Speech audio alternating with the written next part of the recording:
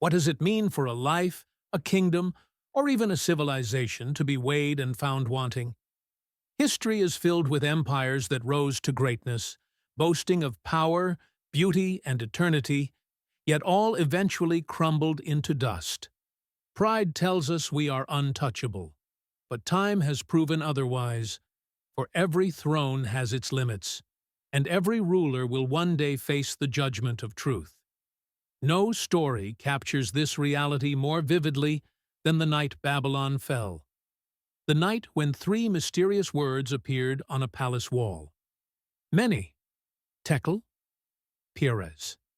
In that single night, arrogance met justice, and the world's most dazzling empire collapsed under the weight of its own pride. To understand this night, we must step into Babylon, a city of staggering wealth and power, surrounded by massive walls and celebrated for its wonders. The Chaldeans, masters of astrology and knowledge, reigned supreme, confident in their wisdom and fortified by riches.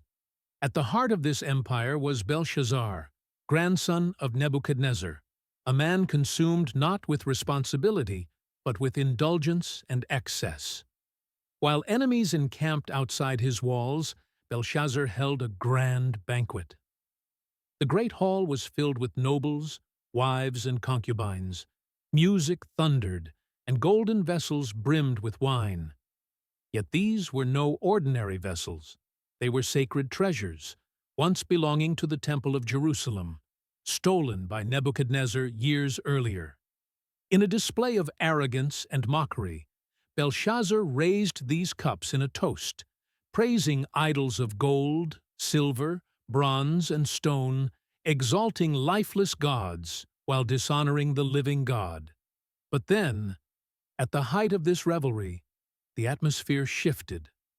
A silence fell, not from music ceasing, but from terror gripping every heart.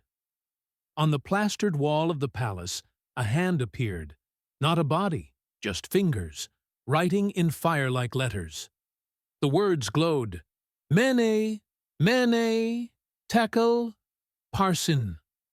The king's face turned pale, his body trembling, his knees knocking together in fear. The proud ruler who had mocked God was suddenly reduced to a man undone by four mysterious words. Belshazzar summoned his wise men, the astrologers, the scholars of the Chaldeans, those who claimed to read the stars and interpret omens. Yet none could decipher the writing. All the wisdom of Babylon failed against the hand of God. Desperation grew until the queen remembered Daniel, an old prophet of the God of Israel, who had once interpreted dreams for Nebuchadnezzar. Daniel was brought before Belshazzar. Offered wealth, titles, and power, Daniel refused, for truth is not for sale. Instead, he reminded the king of his grandfather's pride, how Nebuchadnezzar was humbled until he acknowledged the King of Heaven.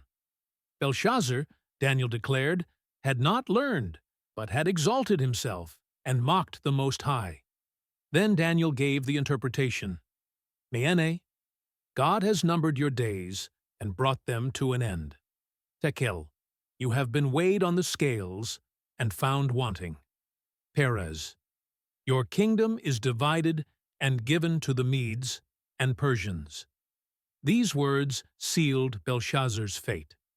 That very night, as the city slept in drunken confidence, the Persian army diverted the Euphrates River, marching through the dried riverbed beneath Babylon's gates. Without a great battle, the city was taken, and Belshazzar was slain. The golden empire of the Chaldeans, thought to be eternal, collapsed in silence, fulfilling the prophecies spoken by Isaiah and Jeremiah long before. And so, Babylon fell, and the words Mene, Tekel, Peres echoed across history as a warning. Today, when we say, the writing on the wall, we speak of doom that cannot be ignored, a fate that cannot be reversed. Belshazzar's banquet is long over. The towers of Babylon lie in ruins, but the message remains eternal. Every life, every kingdom, Every ambition will one day be weighed on the scales of truth. The only question is, when your time is measured, what will be found?